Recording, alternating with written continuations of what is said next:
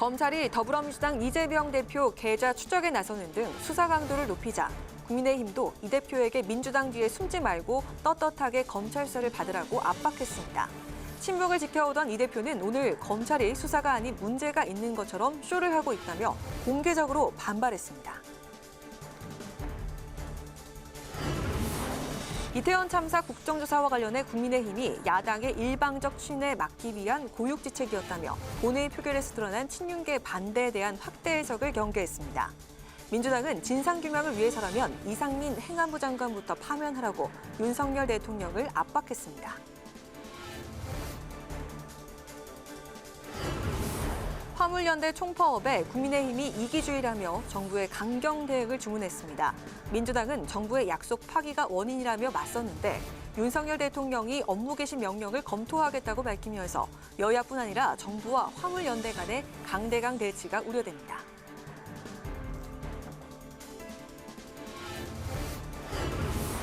청년 정치인의 시각으로 이슈를 분석해보는 청년맞수. 국정조사 의결 이후 여진이 계속되고 있는 여당과 이재명 대표를 향한 검찰의 전방위 수사에 맞서고 있는 야당 내부 분위기는 어떤지 여야 청년 정치인에게 직접 들어보겠습니다.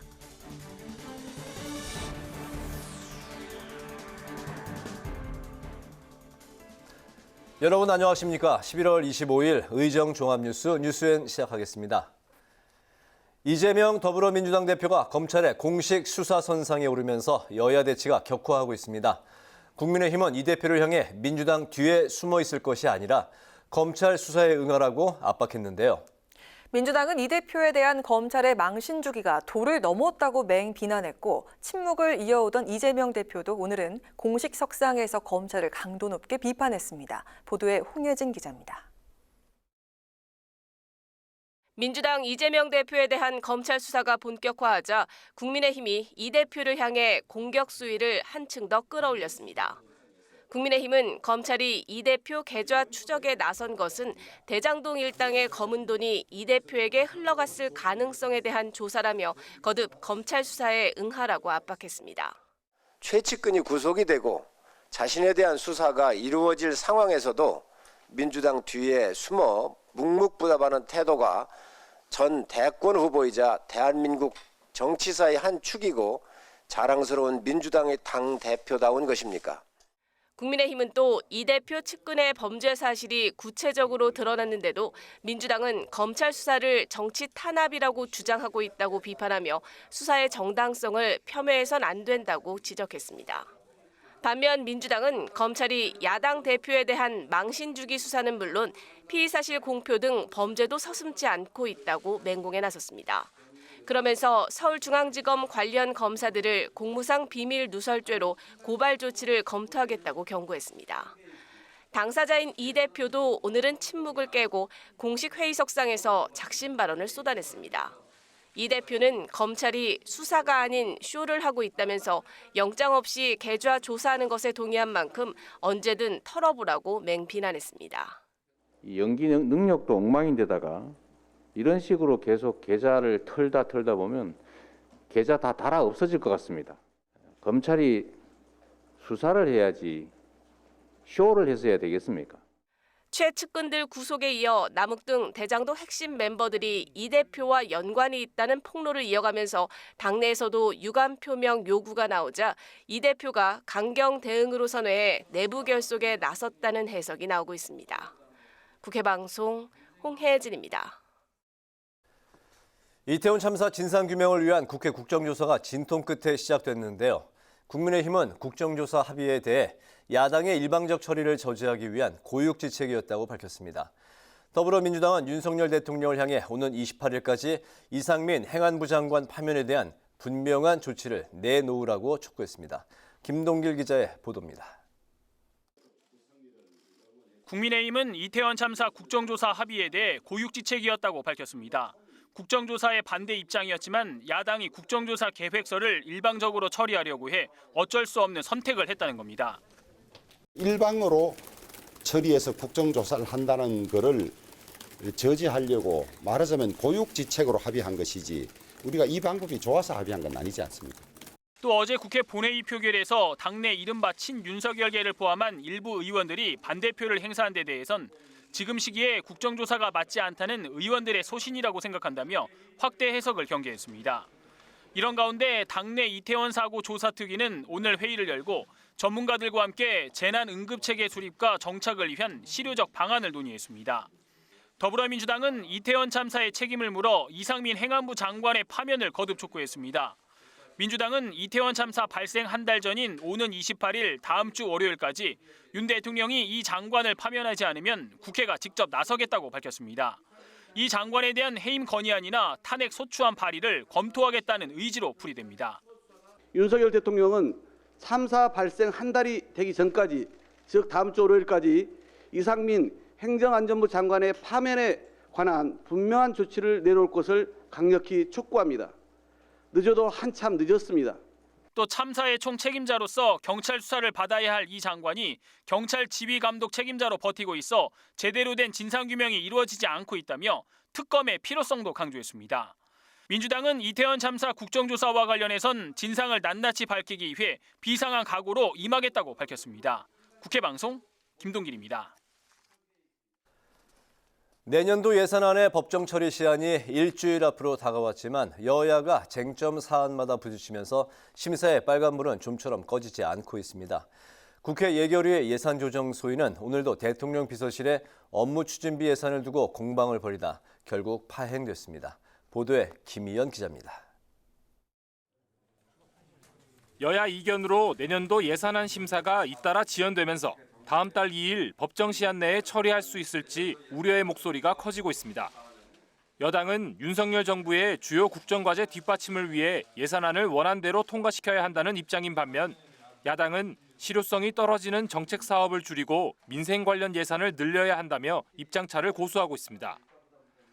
특히 민주당은 노인 일자리와 청년 등 취약계층 보호에 중점을 둔 10대 민생사업 예산을 늘리면서 검찰의 특수활동비나 법무부 예산 등의 칼질을 예고했습니다. 정책과 예산의 최우선순위를 취약계층 보호에 두어야 합니다. 특히 서민과 중산층의 부채 부담을 덜고 실질 소득을 끌어올리는 데 집중할 필요가 있습니다. 실제 민주당은 소속 의원이 위원장으로 있는 상임위에서 단독으로 예산안을 처리해 예결위로 넘긴 상황입니다. 국토위에서는 이재명 대표가 주장했던 공공임대주택 제공을 위한 예산을 약 6조 원 늘려 야당 단독으로 처리했고 정무위에서도 윤석열 정부가 신설한 규제혁신 추진단 관련 예산을 일부 삭감시켰습니다. 이에 대해 국민의힘은 야당이 새 정부의 국정과제 수행에 필수적인 예산을 모두 삭감하고 날치기 하면서 예산 폭거와 다수의 횡포를 부리고 있다고 비판했습니다. 새 정부가 일을 못하게 하려는 정부 완박 횡포입니다. 또 무엇보다도 숫자의 힘으로 여야 합의 처리라는 정신에 짓밟은 반의회적인 행태입니다. 예산안 심사 갈등은 국회 예결위 예산안 조정소위에서도 그대로 이어지고 있습니다. 오늘도 대통령 비서실 업무 추진비 예산을 두고 여야가 공방을 벌이다 회의가 중단되는데 민주당은 대통령실 인원이 20%나 줄었고 모든 부처가 업무 추진비를 줄이고 있는데 대통령 비서실만 전년 대비 11.2%나 예산을 늘려 편성했다며 일부 삭감을 주장했습니다. 반면 대통령 비서실은 인원은 줄었지만 새로운 업무와 사업이 늘어나고 있다고 해명했고 국민의힘도 부처와 대통령 비서실의 예산 구조가 다르고 국가 외교나 기밀 업무를 수행해야 하기 때문에 원안을 유지해야 한다고 맞섰습니다.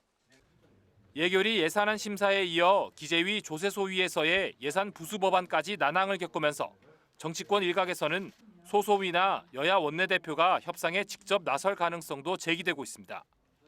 국회방송 김희연입니다. 이틀째 이어지고 있는 민주노총 화물연대 총파업에 정부가 강경 입장을 밝히면서 정부와 화물연대 간 강대강 대치가 우려되고 있습니다. 정치권도 둘로 나뉘었는데 국민의힘은 명분과 정당성 없는 정치 파업이라며 정부의 엄정 대응을 촉구한 반면 더불어민주당은 정부 책임론을 지적하며 안전운임제 정착을 거듭 요구했습니다. 보도에 임채원 기자입니다. 민주노총 화물연대가 총파업한 지 이틀째, 화물차 안전운임제 일몰제 폐지, 적용 차종, 운송 품목 확대를 요구하는 화물연대에 정부가 엄정 대응 방침을 밝히며 강경한 입장을 보이고 있습니다. 지난 6월 총파업 당시 경제 피해가 무려 2조 원에 달했다며 이번에도 경제 위기로 이어지면 지체 없이 업무 개시 명령을 발동하겠다는 경고도 내렸습니다. 국민의힘도 정부의 엄정 대응을 촉구했습니다. 이번 파업을 귀족노조의 세력 확장, 명분 없는 정치 파업이라고 비판하면서 화물차 안전운임제 3년 시행 결과 교통 안전 개선 효과는 불분명했고 확대 적용을 요구한 품목은 타 운송업종보다 소득이 높다고 지적했습니다. 민노총 노동자들은 대부분 소득 상위 10%의 기득권층입니다. 그러면서도 약자 흉내를 내면서 주기적으로 파업을 일으키고 민노총이 계속 이 길을 간다면 머지않아 성난 민심의 파도에 휩쓸려 소멸될 것이 분명합니다.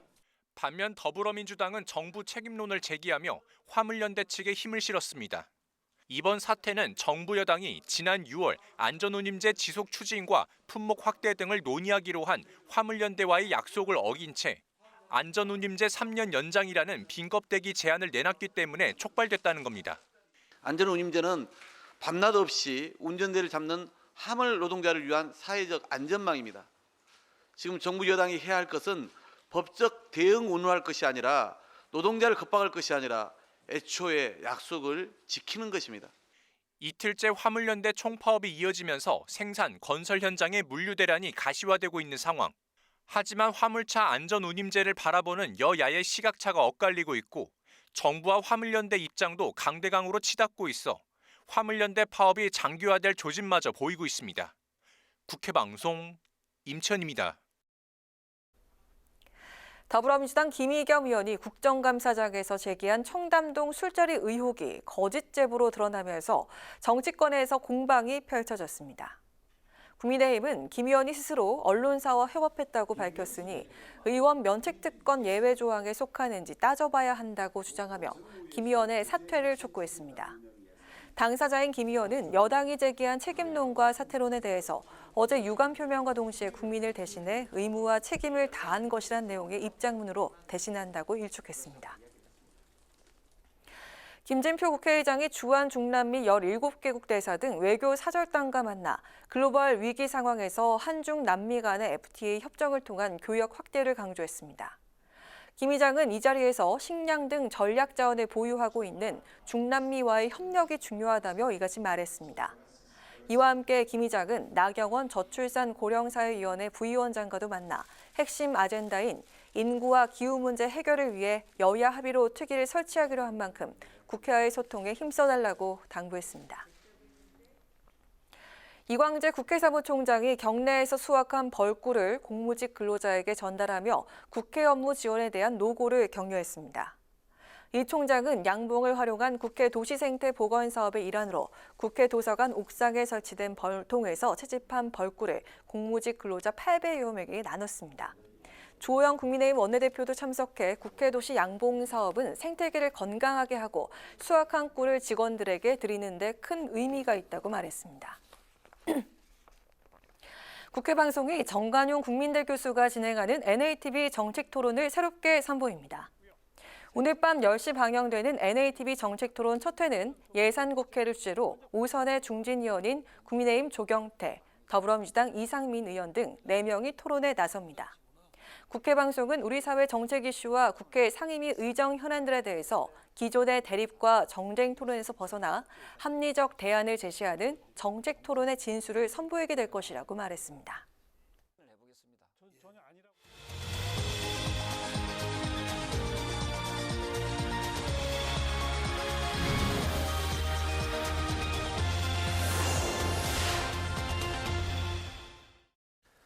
네, 매주 금요일 한 주간의 여론과 그 안에 담긴 여의도 이슈를 풀어보는 뉴스앤 주간 리서치 배종찬 인사이트 K 연구소장과 함께하겠습니다. 어서 오십시오. 안녕하십니까? 반갑습니다. 네. 먼저 오늘도 윤 대통령 국정운영 평가 여론부터 살펴보겠습니다. 살짝 오르는 것 같긴 한데, 네. 근데 이걸 뭐 아주 유의미하게 볼 정도로 보기에는 미미하기 때문에 이 답보 상태로 봐야 될 것 같은데 이번 주에 과연 그 변화에 어떤 부분을 주목해서 봐야 할지, 그리고 계속 이렇게 좀 여론 지지율이 답보 상태인 그 원인은 무엇인지 먼저 좀 짚어볼까요? 네, 일단 윤석열 대통령 발표된 조사 중에서 국정 지지율이 올라간 결과가 나타났습니다. 네.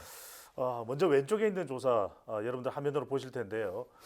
조원 CNI가 스트레이트 뉴스의 의뢰를 받아서 실시한 조사 결과인데 자동응답 조사입니다. 네. 자동응답 조사에서는 윤석열 대통령의 국정수행 긍정평가가 35.5%, 1.1%포인트 올라간 결과로 나타났고요. 네. 부정평가는 내려와서 63.7%로 나타났습니다. 네. 그러니까 2주 전 상황과 비교한 거죠? 그렇습니다. 네. 직전 조사와 비교하면 올라가기는 했는데 네.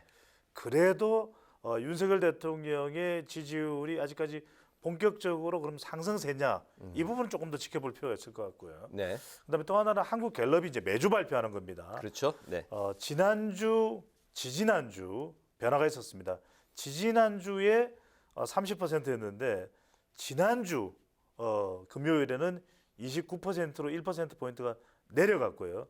다시 지지율이 1%포인트 올라가서 윤석열 대통령 30%로 나타났습니다. 네네. 네. 대체로 이런 대통령 지지율이 큰 변화는 아니지만 두 조사 모두 1%포인트 정도 올라간 것이거든요. 네.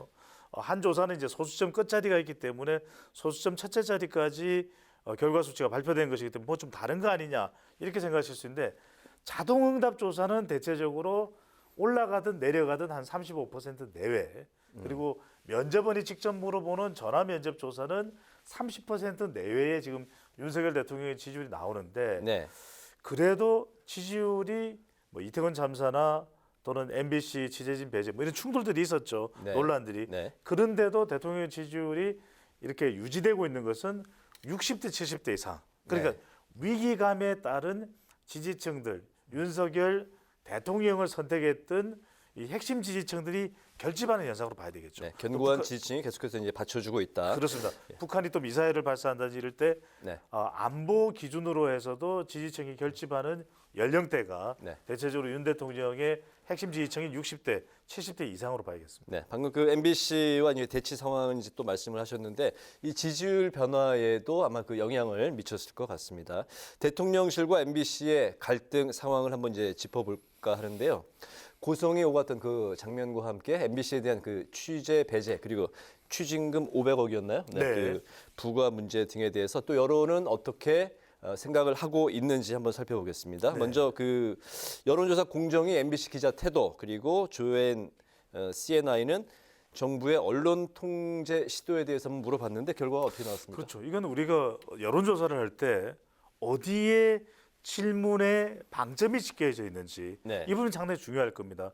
가령 우리가 방송을 하는 사람도 방송할 때 태도가 또 상당히 시청자들의 입장에서 중요할 수밖에 없는 것이거든요. 먼저 MBC 기자의 태도를 물은 겁니다. 그러니까 네. MBC를 물어본 것이 아니라 이 대통령실에 윤석열 대통령을 취재하는 대통령실 기자의 태도 부분입니다. 여기에 대해서는 조사 결과 잘한 행동에다가 40.5%, 부적절한 행동이 50.5%로 나타나서 부적절하다는 의견이 약 한 10%포인트 더 높게 나타났습니다. 그 태도라는 예. 건 뭐 그 해당 기자의 슬리퍼, 그렇죠. 팔짱, 뭐 고성 이런 것들이 그렇습니다. 포함된 거죠. 바로 그 부분입니다. 네. 바로 그 부분에 대해서는 그럼 그걸 잘했다 좋다고 볼 수는 없는 것이거든요. 그래서 이건 조금 구분을 할 필요가 있을 겁니다. 그러니까 MBC 취재 기자의 그 태도만 놓고 봤을 때 또는 MBC나 언론과 관련된 대통령실의 태도 이 부분은 또 다른 거라는 거 네. 조금 우리가 구분해 볼 필요가 있는데 그래서 바로 오른쪽 결과를 바로 보시는 게 좋을 것 같습니다. 네. 윤석열 정부의 이 언론 통제 시도에 대해서 그렇다, 이 통제를 하고 있다라는 네. 의견과 통제가 아니다 이렇게 보는 의견을 물어봤는데 이 부분에 대해서는 통제한다로 보는 의견이 54.6%로 절반을 넘었고요. 통제 안 한다는 의견은 41.7%로 나타났습니다. 그러니까 10%포인트 이상은 통제한다는 결과로 나타났는데 이것도 역시 마찬가지로 여러분들 이 언론 통제와 관련된 부분에 대해서 윤석열 정부의 대통령실이 하고 있느냐라고 이제 직접적으로 물어본 겁니다. 그래서 이것도 마찬가지로 우리가 MBC와의 충돌에 대한 부분하고는 조금 구분해서 본다고 하더라도 대통령실이나 윤석열 정부가 언론 통제 시도로 읽힐 수 있다는 여론의 결과 반응이 조금 더 강하다로 볼 수 있는 것입니다. 네, 여론조사 이제 한 기관의 이제 결과고 하지만 오차범위 바깥에서 네. 통제 시도로 보는 게 더 우세하게 나왔습니다. 다음에 이제 검찰의 대장동 수사가 이제 이재명 대표를 조준하기 시작하면서 여기에 대해서 또 이제 그 물어본 설문조사가 있었는데요. 검찰 대 이재명 대표의 대결 구도가 이제 표면화된 상황에서 국민들 여론은 어느 쪽을 더 검찰이냐 이재명이냐 어느 쪽을 네. 더 지지하고 있는지 물어봤습니다. 자, 이 부분을 여러분들이 아주 눈여겨 보실 필요가 있습니다. 상당히 지금 전개되고 있는 정치적 상황, 특히 이제 이재명 대표의 수사와 관련해서 아주 우리가 여론으로 좀 구체적으로 읽고 있는 또 반응을 도출해낸 그 결과를 볼 수 있는데 먼저 이재명 의원의 사법 리스크가 이 수사 리스크가 있느냐 없느냐 네. 이 부분에 대해서는 리스크가 있다. 절반이 넘는 53.9% 나타났고요. 리스크가 없다는 36.1입니다. 그러니까 중도층까지 포함을 해서 더불어민주당 지지층은 대체적으로 전부 다는 아닙니다. 리스크가 없는 쪽에 무게를 둔다면 그래도 중도층과 국민의힘 보수층에서는 리스크가 있다는 쪽이 높은데 이건 대체적으로 지금껏 대부분의 이 질문을 했을 때 이재명 의원의 사법 리스크를 물었을 때는 비슷한 결과가 나왔습니다. 네. 그런데 이 질문에 우리가 조금 주목을 해볼 필요가 있습니다. 대선 경선 자금과 관련해서 대선 경선 자금입니다. 대선 경선 자금과 관련해서 검찰 대 이재명의 신뢰도라고 하는 부분입니다. 그 이야기는 뭐냐면 이 검찰의 경선 자금, 이 대선 경선 자금이라는 것은 이재명 대표의 최측근인 뭐 김용 전 더불어민주당 민주연구원의 부원장이나 네. 정진상 이 당대표 정무조정실장이 뭔가 이제 구속이 되고 난 이후의 상황인데 이재명을 더 신뢰한다가 48.3%, 검찰을 더 신뢰한다는 39.8이니까 거의 한 40% 가까이로 보면 대략 한 10여 퍼센트 포인트 가까이 차이가 나는 거거든요. 이 이야기는 뭐냐, 여러분들? 이재명 이 대표에 대해서 신뢰한다는 의견이 더불어민주당 지지층과 또 중도층에서도 있는 겁니다. 그러니까 검찰보다는 오히려 이재명 대표의 이 주장이나 또는 해명에 대해서 더 무게를 두고 있다. 하지만 여기서 잊지 말아야 될 것은 검찰의 수사가 얼마만큼 정교하게 결과가 나오느냐를 보겠다는 의미도 있는 겁니다. 그러니까 검찰의 이 수사가 뭔가 좀 이재명 털어내기 또는 이재명 때리기의 성격이 있는 것은 좀 아닌가 이렇게 보는 인식이 있다. 그러면 앞으로 검찰의 수사가 얼마만큼 정교하게 이루어지느냐가 이 이재명 대표와 관련된 대선 경선 자금 수사의 핵심이라고 봐야 됩니다. 알겠습니다. 아무튼 그 경선 자금 관련해서는 이재명 대표를 검찰보다는 더 신뢰를 하지만 현재 이재명 대표를 둘러싼 사법적인 이런 그 분위기, 이 상황에 대해서는 민주당과 이재명 대표 모두에게 리스크가 있다. 더 우세하게 나왔습니다. 이번 주말에도 이제 광화문에서는 정권 퇴진 촛불 집회가 이제 열릴 예정인데요. 이 집회에 민주당 의원들이 의원 신분으로 참여하는 게 정당하냐, 맞느냐, 여기에 대해서 이제 물어본 그 여론조사가 있었습니다. 결과 어떻게 나왔습니까? 자, 이 결과를 보면은 민주당 의원이 이제 정권 퇴진, 윤석열 대통령 퇴진이죠. 여론조사 공정의 조사인데 공감하지 않는다가 40.1%, 공감한다가 53.2%로 나타나서 네. 공감한다는 의견이 좀 더 높게 나타났어요. 그러니까 일단 민주당의 이 정권 퇴진 참여에서 대체로 공감하지 않는다는 국민의힘이나 또 보수 쪽이고 그다음에 공감한다는 대체적으로 더불어민주당 지지층이라고 봐야 되는데 중도층에서도 정권 퇴진 집회에 뭐 참여하지 못할 이유가 특별히 있을까라는 의견이 좀 실려 있다고 볼 수는 있습니다. 자, 더 주목해서 봐야 되는 부분은 바로 오른쪽에 있는 그래프입니다. 네. 자, 부적절한 행동이냐 정권 퇴진 집회에 참여해도 문제가 없더냐. 문제가 없다는 것이 56.1%로 절반 이상 더 높게 나타난 겁니다. 네. 그러니까 윤석열 대통령의 이 정권 퇴진과 관련해서 민주당 의원에 참여하는 것에 대해서는 크게 문제가 될 거 없다라는 의견이 오히려 더 높다. 네. 그렇다면 이 부분에 대해서 윤석열 대통령의 지지율이 좀 낮은 편이기도 하고 부정평가는 높고 이런 상황 자체가 이런 여론조사 결과가 나오는 것에도 영향을 준 것으로 보입니다. 네, 정권 퇴진 집회에 현역 의원 신분으로 참여하는 게 적절하냐라는 그 질문에 대해서 데일리안 뉴스토마토 공감하고 부적절한 행동이 아니다, 문제 없다 이렇게 나왔습니다. 오늘 여기까지 좀 살펴보도록 하죠. 뉴스엔 주간 리서치 배종찬 인사이트 K 연구소장과 함께했습니다. 오늘 말씀 잘 들었습니다. 고맙습니다. 감사합니다.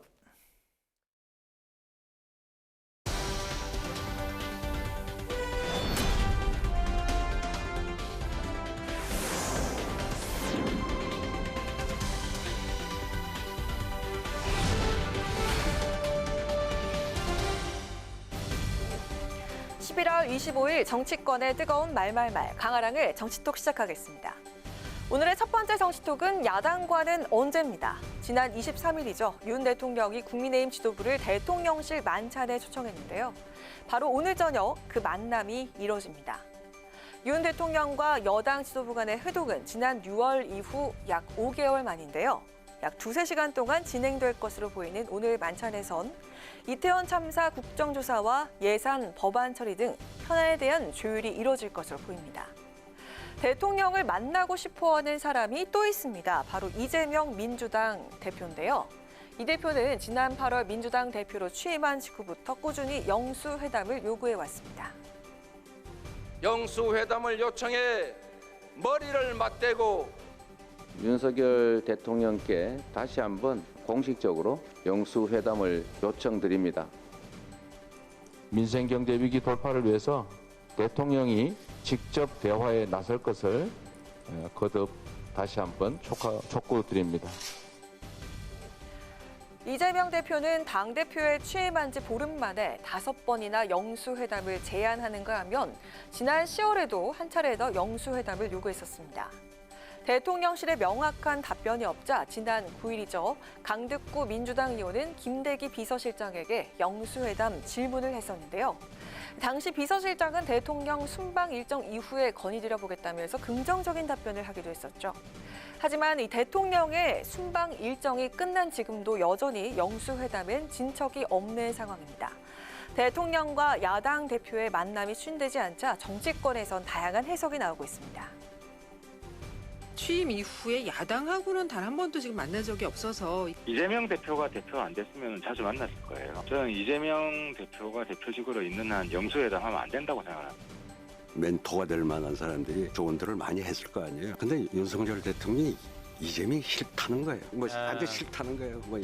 인간 자체가 싫은데 그런 얘기를 들었어요. 대통령실은 민주당 원로인 유인태 전 총장의 인터뷰 내용에 반박 입장을 밝혔습니다. 대통령이 이 대표를 싫어한다는 내용의 인터뷰는 전혀 사실이 아니며 대통령이 야당 대표를 두고 특별히 언급한 일도 없다고 밝혔는데요. 대통령과의 만남을 기다리고 있는 이재명 대표, 만남은 과연 언제쯤 이뤄질 수 있을까요? 이어서 오늘의 두 번째 정치톡은 정치 공동체입니다. 온라인상에서 정치 공동체 챌린지가 시작됐다고 하는데요. 무슨 일인 걸까요? 이재명 대표의 최측근을 수사하고 있는 검찰이 정진상 실장의 압수수색 영장에서 이 대표와 정진상 실장 사이를 정치적 공동체라고 적시했죠. 이를 두고 민주당 일각에선 이 대표를 지키기 위해서 해시태그를 단 챌린지를 시작한 건데요. 정청래 의원은 챌린지를 이어가는 이유에 대해서 이렇게 밝혔습니다. 지금 온라인상에서 나는 이재명 대표와 정치 공동체다라는 해시태그 달기 릴레이 캠페인이 벌어지고 있습니다. 검찰의 공소장에 정치 공동체라는 황당한 주장, 윤석열 정권과 검찰이 오히려 정치 공동체가 아닌가. 민주당 정치인과 당원은 당연히 이재명 당대표와 정치 공동체입니다. 이재명 당대표를 지키는 것이 당을 지키는 것이고 당원의 권리를 지키는 것입니다. 검찰이 정치 공동체라는 표현을 쓴 데 대해서 민주당 내에선 비판의 목소리가 나오고 있습니다. 하지만 당내 일각에선 이견도 있는 듯한데요. 소장파로 분류되는 조응천 의원은 이 대표가 스스로 인정한 최측근이 구속된 것에 대해서 유감을 표명해야 한다고 지적을 했습니다. 직접 들어보시죠. 2002년도 대선 자금 사건 때 노무현 대통령, 안희정 전 지사가 구속이 되니까 아주 절절히 그때 유감 표명을 하셨습니다. 이상득 의원 구속되니까 이명박 전 대통령 유감 표명했죠. 김영삼 대통령 역시 마찬가지입니다. 무슨 법적 책임을 지겠다는 유감 표명이 아니고 정치적인 책임에 대한 유감 표명이죠. 개인의 비리가 아니라 이재명 당대표를 향한 굉장히 의도된 그리고 정치 보복적인 수사이기 때문에 그래도 성급하게 유감 표시하는 것보다는 상황이 좀 정리되고 나서 당 대표직을 유지한 상태에서 가서 조사를 받아야 된다고 생각하십니까? 저는 당 대표직을 유지해야 된다고 보고 있습니다. 이런 가운데 이재명 대표는 최측근 인사들이 연이어 구속과 기소가 되고 또 자신과 관련한 대장동 의혹 검찰 수사 보도가 이어지자 불편한 심기를 드러냈습니다. 제가 이거 웬만하면 얘기를 안 하려고 했는데 지금 검찰이 이 창작 능력도 의심이 되긴 하지만 이 연기력도 형편없는 것 같습니다. 검찰이 수사를 해야지 쇼를 해서 해야 되겠습니까? 언제든지 털어보십시오. 그런데 마치 이게 문제가 있는 양 쇼하는 것은 검찰 조직 자체를 위해서도 바람직하지 않다는 말씀을 드립니다. 이 대표가 관련 사안에 대해서 직접 입장 표명을 한 건 이번이 처음인데요. 그동안 당 안팎의 입장 표명 요구에도 침묵을 지켜왔었죠. 검찰발 보도로 규정하고 검찰을 향해 맹 비난한 이 대표. 향후 관련 수사에 대해서 어떤 목소리를 낼지 지켜봐야겠습니다. 지금까지 강아랑의 정치톡이었습니다.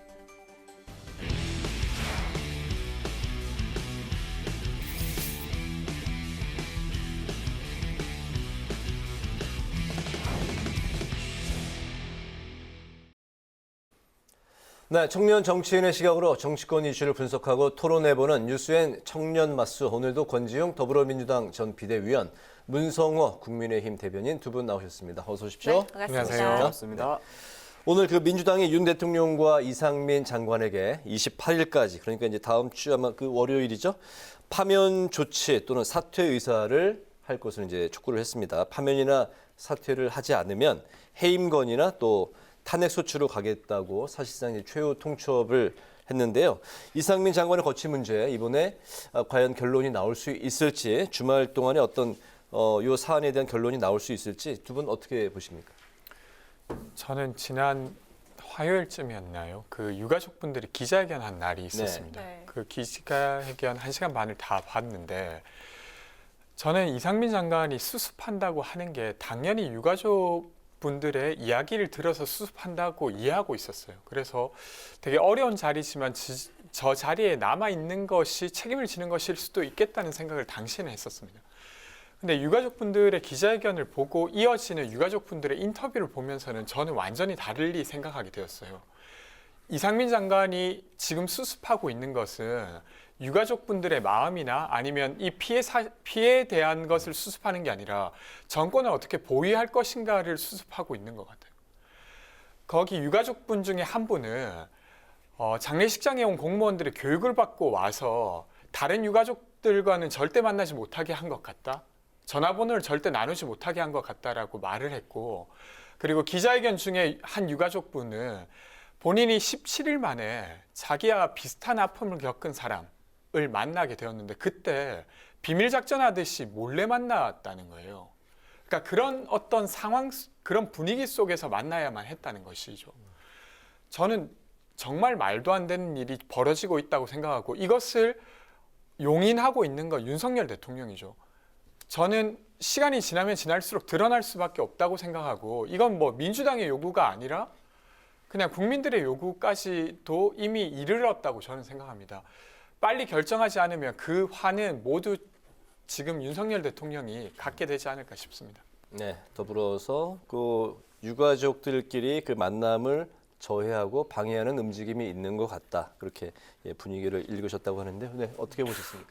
이상민 장관께서 어떤 정권을 보위하기 위해서 자리에 있었다 이런 말씀은 좀 과도한 말씀이신 것 같고, 다만 이제 생각을 했을 때 어떤 절차상의 문제가 없었다 하더라도 법적으로 책임질 부분이 없었다고 하더라도 네. 또 어떤 그런 자리에 있는 사람으로서 어떤 정치적인 책임을 진다는 의미에서 스스로 사퇴하는 것도 저는 한 가지 좋은 모습일 수 있다고 생각을 합니다. 하지만 또 스스로가 그렇게 하지 않겠다고 결정을 한 것 같다고 저는 보이는데, 또 이런 와중에서 어떤 명확하게 드러난 잘못이 없는데 이러이러한 점들이 어떤 국민의 감성에 맞지 않았으니까 상황에 맞지 않았으니까 사퇴를 해야 된다, 탄핵을 해야 한다. 비판한다 이런 것은 좀 과도하다고 생각을 하고요.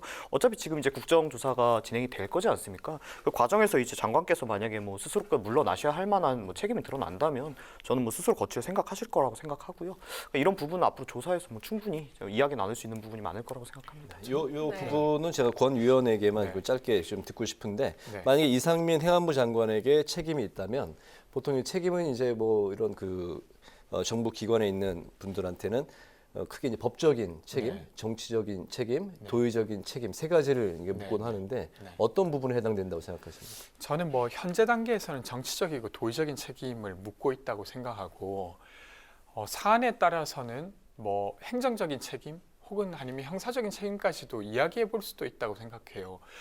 왜 그러냐면 이상민 장관이 잘못이 없다고 말씀하셨지만 저는 그렇지 않다고 생각됩니다.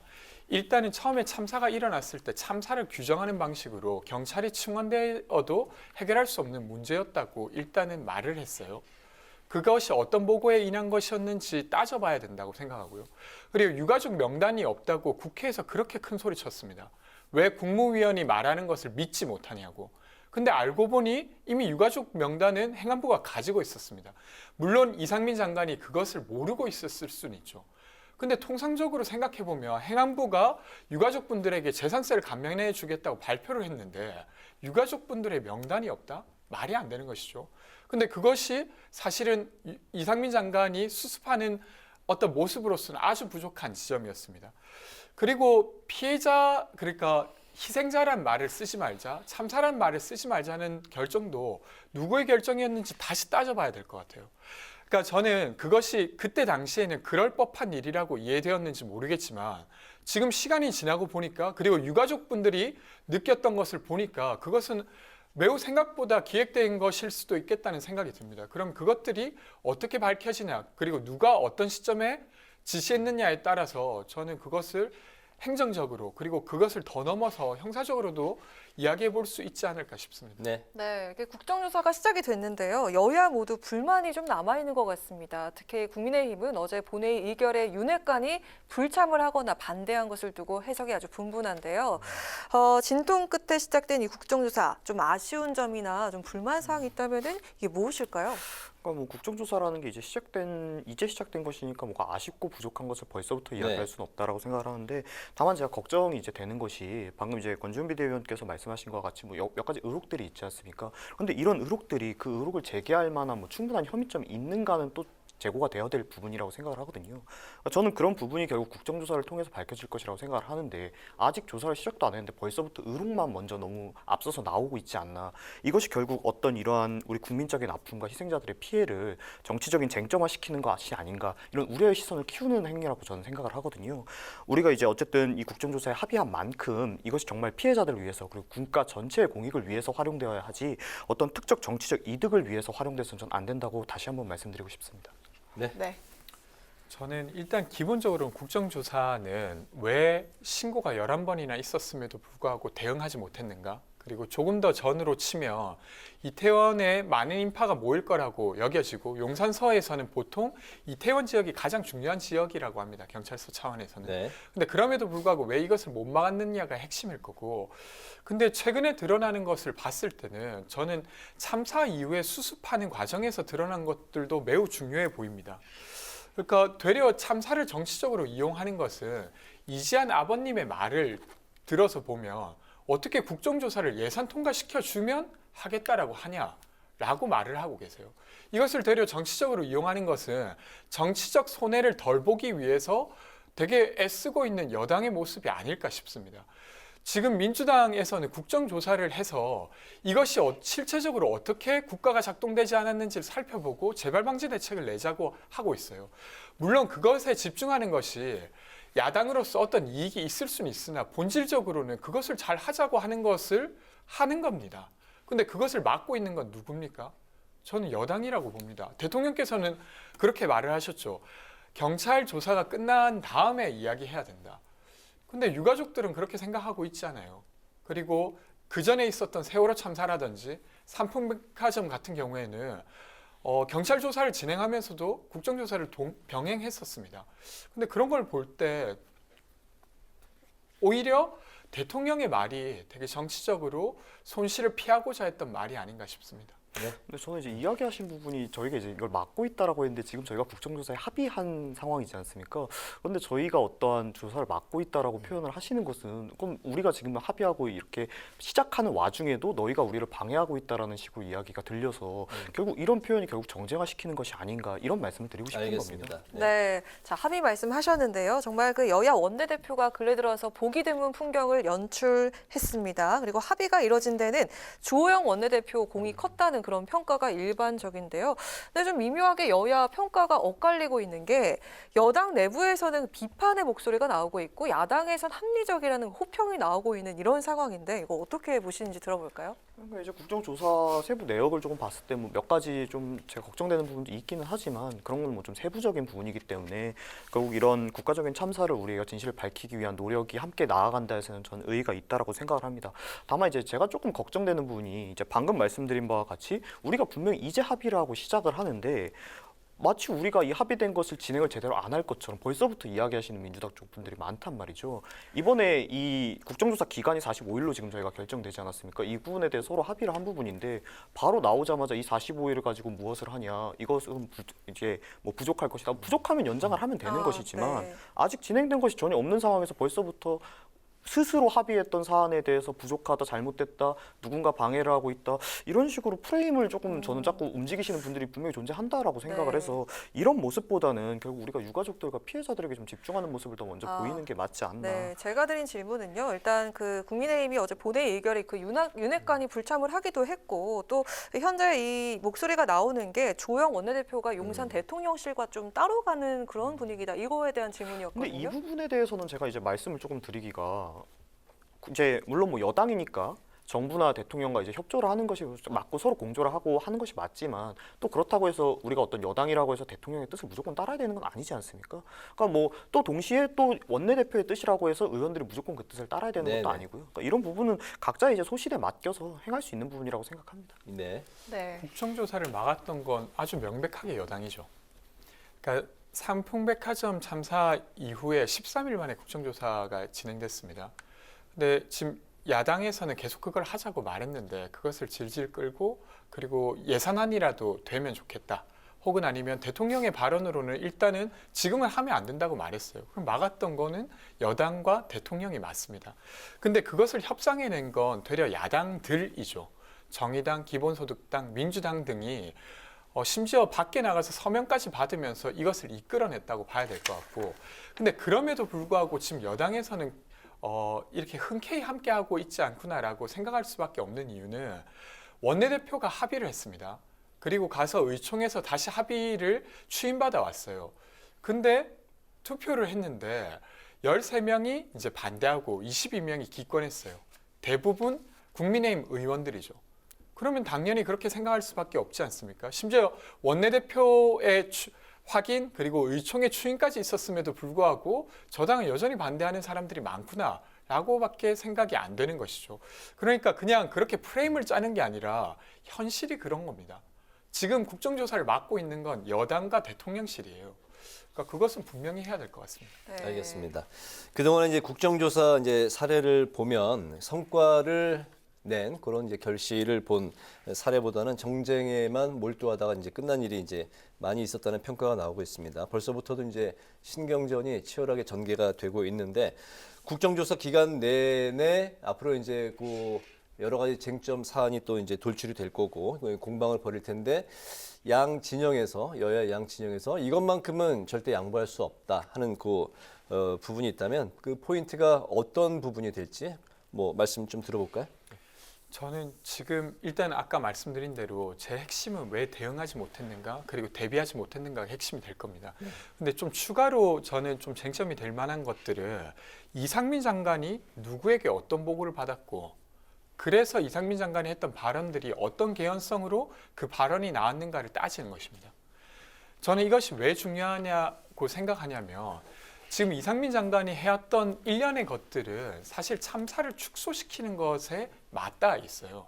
근데 왜 그렇게 말할 수밖에 없었는지 합리적으로 설명되지 않는다고 하면 되려 이것은 정치적 의도가 있어서 참사를 축소시키고자 했다라고 볼 수밖에 없습니다.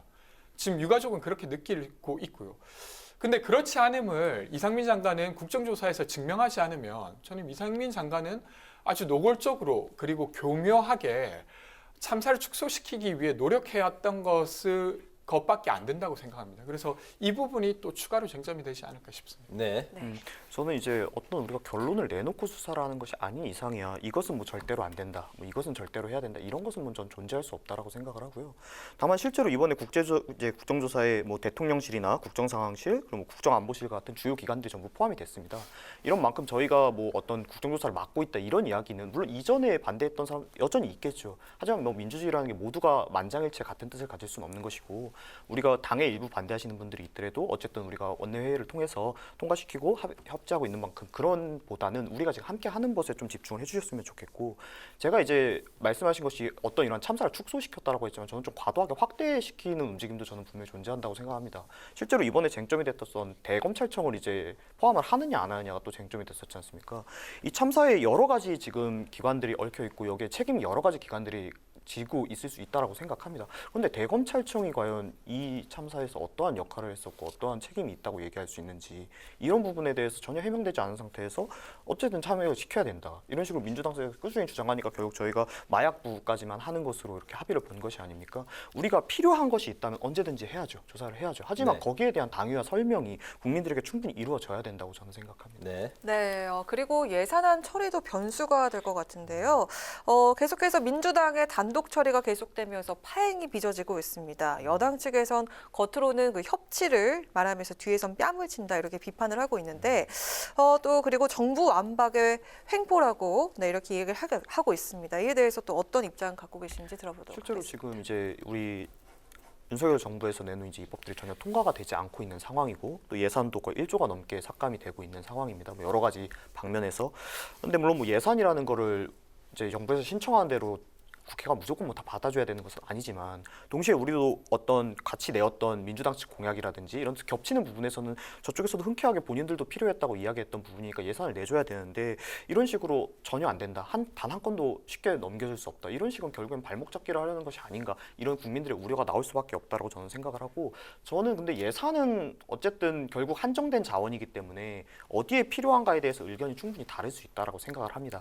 하지만 제가 이제 자주 드리는 말씀인데 민주당 분들께 꼭 말씀드리고 싶은 게 뭐냐면 결국 예산을 저희들에게 제대로 책정해주지 않으면 저희가 그 해당 업무를 제대로 할 수가 없습니다. 여기까지는 그 업무가 예산이 그만큼 필요하지 않다는 민주당의 뜻이다? 이해하겠는데 그 뒤에 왜 그걸 제대로 못했냐고 또 다시 비판을 하신단 말이죠. 그러면 우리가 왜 제대로 할 수 없게 예산을 주지 않을 땐 언제고 왜 이제 와서 그것이 제대로 진행되지 않은 거에 또 다시 비판을 하냐. 이건 모순된 것이 아니냐. 이런 모습은 이번엔 좀 보여주시지 않으셨으면 좋겠다는 말씀 드리고 싶습니다. 일단 지금 상황에서 뭐 예산을 야당이 다 결정하고 있다 이런 말은 말이 안 된다고 생각해요. 왜 그러냐면 국회에서는 예산을 감액하는 권한밖에 없습니다. 증액하는 건 정부의 동의가 필요해요. 근데 아직 증액 논의하지도 않은 상태입니다. 그리고 최종적인 예산안은 정부의 동의 없이는 절대 그렇게 결정될 수가 없습니다. 그래서 기본 이제 권한의 분배상 정부를 빼놓고 혹은 정부 여당을 빼놓고 예산이 결정될 수는 없다 이 이야기 드리고 싶고요. 640조 원이나 되는 예산을 다루는데 당연히 국회 과정을 통해서 저는 훨씬 더 많은 규모의 예산이 더 논의돼야 된다고 생각합니다. 근데 그렇게 잘 되고 있지 않은 것 같아요. 민주당에서 좀 제기하고 있는 내용도 이런 겁니다. 공공임대주택 예산 올해 사실은 반지하에 계셨던 분이 침수 피해로 돌아가셨어요. 근데 그분들의 문제를 해결하기 위해서는 공공임대주택 재고가 더 필요한데 이번에 윤석열 정부에서 5조 7천억 예산을 깎았습니다. 그거 올리자고 지금 주장하고 있는 것이고 대통령실 이전의 명분이 점점 더 떨어지고 있어요. 최근에 도스태핑도 스스로 이제 기자들의 질문 하나에 바로 무너져 버렸죠. 그런데 이제 대통령실 관련한 예산을 계속 증액하자고 하니까 그런 부분을 이제 조정하고 있는 것입니다. 근데 이런 아주 정상적인 조정을 그냥 야당이 횡포를 부리고 있다 이렇게 주장하는 건 저는 좀 적절하지 않다고 생각해요. 그래서 아직 예산이 논의되고 있고 아마 다음 주부터는 증액과 관련된 논의가 있을 텐데 그때는 정부의 동의 없이는 증액 자체가 안 되기 때문에 아마 이 과정에서 협치가 이루어지지 않을까 싶습니다. 공공임대주택 부분이 좀 그 증액을 민주당이 요구한 걸로 알고 있고 어쨌든 그 대통령실과 관련된 또 예산은 양보할 수 없는 부분이다 이렇게 이제 생각을 하시는군요. 그래서 어느 정도 일정 정도는 대통령실 예산도 제가 그 뉴스로 본 것은 일정 정도 유지해 주는 걸로 일단은 더불어민주당에서도 의결한 걸로 알고 있습니다. 그렇군요. 앞으로 예산안 처리와 관련해서 계속 또 이제 한 일주일 정도 법적 처리 시간이 남았죠. 12월 2일까지니까. 네. 뭐 다음 주가 이제 분수령이 될 것 같습니다. 오늘 그 이재명 대표가 검찰에 대해서 작심 발언을 쏟아냈습니다. 검찰 수사가 꽹과리 쇼를 하는 것 같다. 꽹과리 치듯 쇼를 하는 것 같다. 이런 표현을 썼는데요. 그 민주당에 의하면 검찰발 단독 보도가 144건이었다고 하는데 이와 관련해서 이제 해당 검사들을 공무상 비밀 누설로 고발을 검토하고 있다 이렇게 이런 소식이 전해지고 있는데 이 부분에 대해서 이제 두 분의 의견을 오늘 마지막으로 좀 들어볼까요? 일단은 저는 두 가지를 좀 분리해서 말씀드리면 하나는 민주당은 지금 수사를 거부하지 않습니다.